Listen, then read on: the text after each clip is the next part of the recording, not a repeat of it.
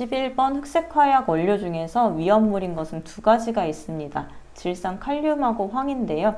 질산칼륨은 1류 위험물이고 황은 2류 위험물입니다.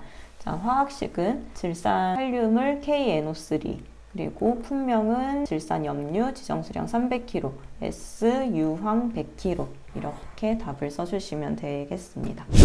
다음 물음에 답하시오. 아세트산과 과산화나트륨이 만날 때 이 반응식은 가끔 출제가 되다 보니까 약간 당황하실 수 있을 것 같아요. 아세트산은 산입니다. 산. 과산화나트륨은 물과 만났을 때는 산소를 발생하지만 산과 만났을 때는 이렇게 과산화수소를 발생시켜요. 그리고 어떻게 반응했는지 보면 지금 CH3COOH에서 H 자리가 끊어졌어요. 그 자리에 누가 들어갔냐면 NA가 들어갔습니다. 그리고 H는 NA가 빠져나온 자리로 이렇게 들어간 거예요. 서로 자리를 바꿨죠. 자, 그래서 과산화나트륨과 아세트산이 반응하면 아세트산 나트륨과 과산화수소가 생기게 됩니다.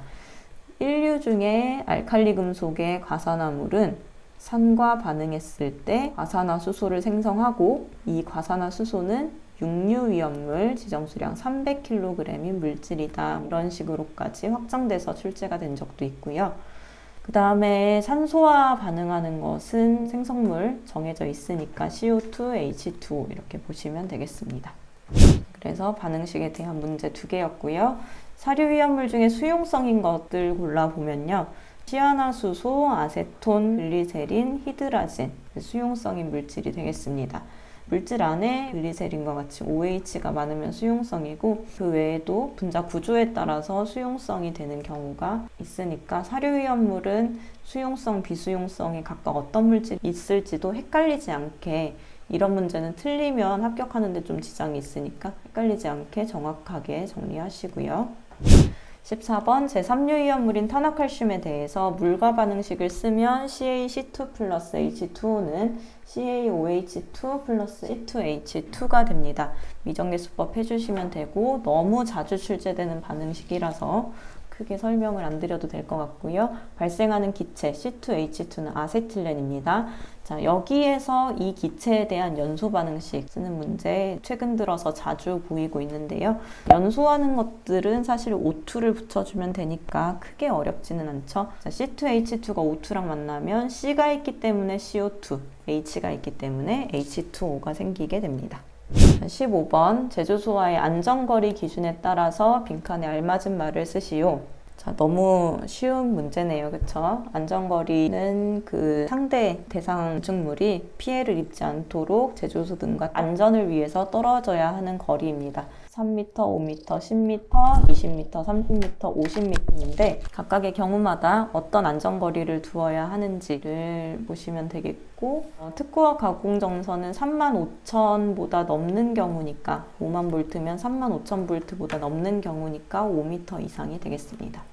자, 육류 위험물 지정수량이 10분의 1을 초과할 경우는 423, 524, 6 하나로 푸는 거고요. 그리고 1m의 간격을 두는 경우에는 그 6가지의 경우 문장으로 되어 있는 그거를 적용해서 푸는 문제입니다. 423, 524, 6 하나로 했을 때 혼재가 가능한 것들을 찾아서 써주시면 되는 문제고요. 이런 식으로. 자, 이 문제는 여러 개를 쓰다 보니까 빠뜨리는 실수가 많은 유형이라서 빠뜨리지 않도록 조심하시면 좋겠습니다. 자, 위험물의 제조소 보유공지 단축을 위해서 방화벽을 설치합니다. 방화벽의 구조를 보시면 방화벽은 내화구조 불연재료 중에서 내화구조로 합니다. 내화구조는 불에 견디는 재료로 하는 거고요. 어떤 재료로 하는지 그거는 내화구조 아니면 불연재료가 들어가는데 뒤에 불연재료라는 말이 나왔네요. 그러면 앞에는 내화구조이겠구나. 이런 빈칸 채우기가 사실 숫자가 아닌 이상은 굉장히 헷갈릴 수 있어요. 근데 기존에 출제되던 문제도 그렇고 법령 자체가 잘 보면은 그 안에서 힌트를 찾을 수 있는 경우가 많을 거라고 생각이 듭니다. 그래서 빈칸 모르겠다고 바로 그냥 포기하지 마시고 문제를 계속 생각해서 뚫어지게 쳐다보세요. 그러면 뭔가 찍어도 맞출 수 있는 행운이 올 수도 있습니다. 방화벽에 설치하는 출입구 등의 개구분은 가능한 최소로 하고 출입구 및 창에는 자동 폐쇄식의 압종 방화문이 나옵니다. 자동 폐쇄식의 갑종 방화문은 위험물 제조소 등에서 워낙에 많이 나왔던 말이고, 방화벽의 양단 및 상단이 외벽 지붕으로부터 50cm 이상 돌출을 하도록 해야 합니다. 자, 그래서 제조소 안에 벽을 하나 설치를 하면 그 주변에 빈 땅을 조금 더 줄일 수 있다. 안전에 대한 설치를 해뒀으니까 줄일 수 있다. 그런 내용이고요. 18번 물과 반응해서 가연성 가스를 발생하는 물질 두 가지를 고르고 물과의 반응식을 쓰시오. 물과 반응해서 가연성 가스를 발생하는 거는 칼슘이나 나트륨, 그리고 이나칼슘이 되겠죠. 물과 반응했을 때의 반응식을 이렇게 쭉 쓰면은 세 가지에 대해서 반응식을 쓸 수가 있습니다. 자, 각각은 다 물과 반응했을 때 생성되는 반응식이 자주 보이던 것들이라 이 세 개 중에서 두 개만 써도 정답으로 인정을 해주겠다는 거고요. 이 세 개가 아니라 다른 걸로 물과 반응식을 쓴다면 그거는 반응식이 완성될 수도 없을 뿐더러 완성을 해도 정답이 되지를 않습니다. 19번 다음 소화약제의 화학식을 쓰시오. 하론 1301은 할론 넘버를 얘기하는 거죠. 순서대로 C, F, Cl, Br의 개수를 의미해서 1301, 1211, 2402, 1011, 104 이런 종류까지도 있었습니다. 1301이 출제됐으니까 C가 1개, F가 3개, Br이 1개 이렇게 써주시면 되겠고, IG100은 IG라고 되어 있는 것이 불활성가스를 의미하는 단어입니다. 그래서 이 앞에 숫자가 N2ArCO2를 의미해요. 100이면 N이 1, AR이 0, CO2가 0이 있다는 거예요. 퍼센트로 보면 100%가 되겠죠. 55로 돼 있으면 N과 AR이 각각 5대 5로 있다는 뜻입니다. 50%, 50%고 541이라고 돼 있으면 N2가 5, AR이 4, CO2가 1대 1의 비율로 이렇게 섞여 있다는 거고, 이게 정확하게 50%, 40%, 10%가 아니죠. 52%, 40%, 8%라는 거 잘 구분해 주시길 바랍니다. 자, 분말소화약제의 주성분은 이런 것들이 있고 분해식도 알고 계셔야 되고, 일종 분말소화약제의 경우에는 온도 따라서 분해식이 달라집니다. 자, 위험물에 따른 소방설비 적응성을 나타낸 표이다. 자, 이전에는 이 안에다가 동그라미를 치는 문제가 나오더니 이제는 이쪽을 빈칸을 두는 문제가 나왔습니다. 이런 문제가 처음 출제되기는 했지만 그래도 풀 수 있다고 믿고 보겠습니다. 자, 소화전 설비가 두 가지가 있네요. 소화전은 알고 있는 거 옥내 소화전 그리고 옥외 소화전을 쓰면 되겠죠. 자, 이거는 옆에 보지 않아도 쓸 수 있는 거고, 자, 밑에 보면은 뭐뭐뭐 등 소화 설비입니다.